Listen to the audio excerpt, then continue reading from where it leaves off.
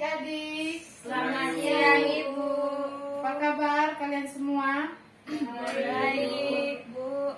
Jadi sebelum kita memulai pembelajaran kita, di sini Ibu akan mengawali pembelajaran kita dengan doa. Kita mulai.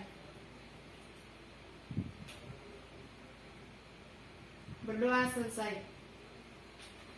Jadi di sini saya akan memperkenalkan diri saya dulu. Jadi perkenalkan, nama saya Marcelina Novita Bahagia Jelamat. Saya semester 4 kelas B, jurusan Pendidikan Pancasila dan Kewarganegaraan, Universitas Nusa Cendana Kupang. Jadi di sini saya akan membawakan materi tentang Mahkamah Konstitusi. Sebelumnya kita ketahui dulu apa itu pengadilan atau mahkamah. Jadi pengadilan atau mahkamah adalah sebuah lembaga forum publik atau resmi di mana kekuasaan publik ditetapkan oleh otoritas hukum untuk menyelesaikan perselisihan dan pencarian keadilan dalam hal sipil, buruh, administratif, dan kriminal di bawah hukum. Jadi konstitusi dalam Ketatanegaraan Republik Indonesia itu diartikan sama dengan Undang-Undang Dasar. Konstitusi atau undang-undang dapat diartikan sebagai peraturan dasar yang memuat ketentuan-ketentuan pokok dan menjadi satu sumber perundang-undangan.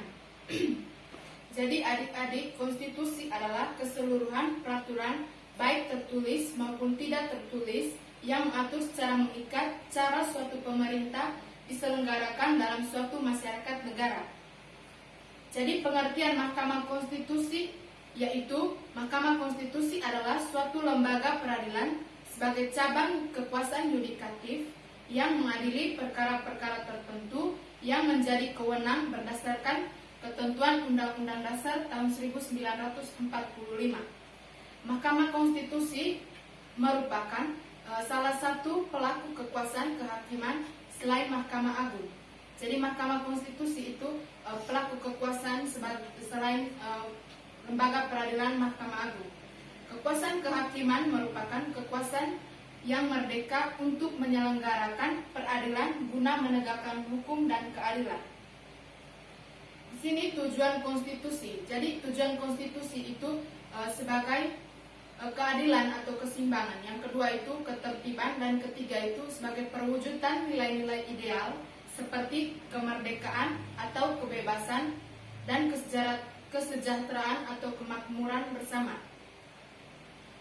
Mahkamah Konstitusi adalah lembaga negara yang berwenang untuk melakukan hak pengujian atau judicial review undang-undang terhadap undang-undang dasar, serta tugas khusus lainnya itu sebagai forum preferitum atau peradilan yang khusus untuk memutus pendapat DPR bahwa presiden atau wakil presiden tidak lagi memenuhi syarat, serta memutus pendapat DPR bahwa presiden telah melanggar hal-hal tertentu yang disebutkan dalam undang-undang sehingga dapat diberhentikan. Jadi di sini kedudukan Mahkamah Konstitusi. Jadi kedudukan Mahkamah Konstitusi pada perubahan amandemen atau undang-undang yang ketiga yaitu tahun 2001 pasal 24 Undang-Undang Dasar Negara Republik Indonesia tahun 1945 memberi penegasan bahwa yang pertama itu kekuasaan kehakiman merupakan sebuah kekuasaan yang merdeka untuk menyelenggarakan pengadilan guna menegakkan hukum dan keadilan. Yang kedua itu kekuasaan kehakiman dilakukan oleh sebuah Mahkamah Agung atau badan peradilan yang berada di bawahnya dalam lingkungan peradilan umum, lingkungan peradilan agama, lingkungan peradilan militer, lingkungan peradilan tata usaha negara, dan sebuah Mahkamah Konstitusi. Baik, berkaitan dengan fungsi Mahkamah Konstitusi. Jadi fungsi Mahkamah Konstitusi mempunyai fungsi untuk mengawal konstitusi agar dilaksanakan dan dihormati baik penyelenggaraan kekuasaan negara maupun warga negara. Dalam penjelasan Undang-Undang Nomor 24 Tahun 2003 tentang Mahkamah Konstitusi dinyatakan sebagai berikut, yaitu Salah satu substansi penting perubahan Undang-Undang Dasar Negara Republik Indonesia tahun 1945 adalah keberadaan Mahkamah Konstitusi sebagai lembaga negara yang berfungsi menangani perkara tertentu di bidang ketatanegaraan dalam rangka menjaga konstitusi agar dilaksanakan secara bertanggung jawab sesuai kehendak rakyat dan cita-cita demokrasi. Mengenai kewenangan konstitusi, pada pasal 24 ayat 1 dan 2 Undang-Undang Dasar Negara Republik Indonesia tahun 1945 menegaskan wewenang Mahkamah Konstitusi adalah sebagai berikut.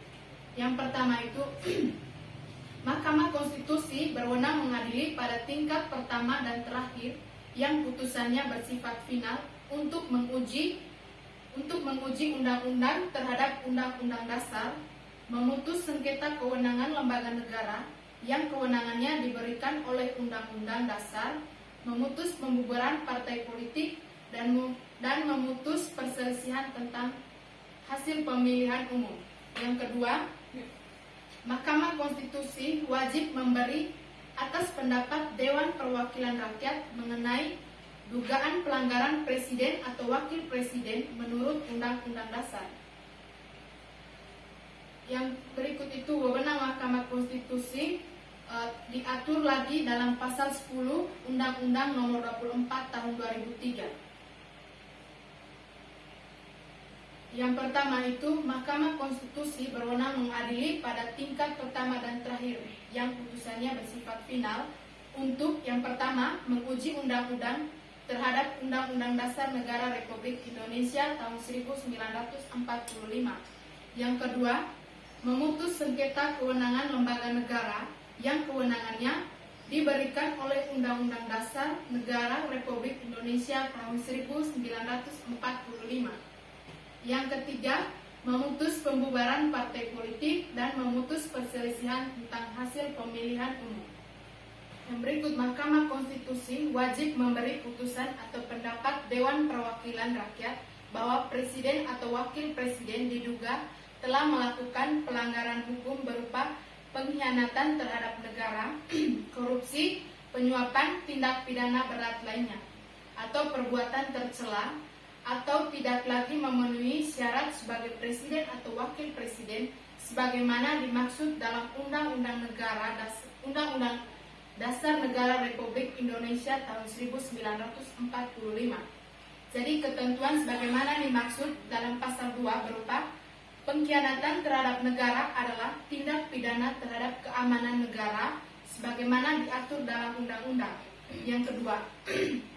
Yang kedua, korupsi atau penyuapan adalah tindak pidana atau penyuapan sebagaimana diatur dalam undang-undang negara. Yang ketiga itu tindak pidana berat lainnya adalah tindak pidana yang diancam dengan pidana penjara 5 tahun atau lebih. Yang berikut, pembuatan tercela adalah pembuatan yang dapat merendahkan martabat presiden atau wakil presiden. Jadi adik-adik, sejauh ini ada yang ingin bertanya mengenai materi yang sudah saya bawakan tadi? Saya Ibu. Ya, silakan. Ibu, di sini saya ingin bertanya, apa sih yang dimaksud dengan konstitusi yang bersifat kaku atau fleksibel? Jadi konstitusi yang bersifat kaku atau fleksibel itu contohnya itu di dalam undang-undang yang bersifat kaku itu seperti pasal undang-undang yang tidak bisa diubah atau dalam pasal 1 Undang-Undang Dasar Negara Republik Indonesia. Dan konstitusi yang bersifat fleksibel itu seperti pasal dalam undang-undang yang bisa diubah. Bisa dipahami? Bisa Ibu. Ada lagi yang mau bertanya? Saya Ibu. Ya, silakan. Pertanyaan saya adalah seperti apa keputusan yang bersifat final dan mengikat? Baik, di sini saya akan menjelaskan putusan final dan mengikat. Jadi putusan final pada putusan Mahkamah Konstitusi artinya itu putusan langsung memperoleh kekuatan hukum tetap sejak artinya putusan langsung memperoleh kekuatan hukum tetap sejak diucapkan. Akibat hukumnya secara umum tidak ada upaya hukum yang dapat ditempuh terhadap putusan tersebut. Sedangkan putusan yang bersifat mengikat dalam putusan Mahkamah Konstitusi yaitu putusan tidak hanya berlaku bagi para pihak tetapi bagi seluruh masyarakat Indonesia. Sudah bisa dipahami? Bisa. Jadi sekian materinya. Bisa dipahami? Bisa, Ibu. Baik, jika ada kesalahan kata maupun pengucapan dalam proses pembelajaran tadi, penyampaian materinya, kurang dan lebihnya saya mohon maaf. Sekian dari Ibu, terima kasih.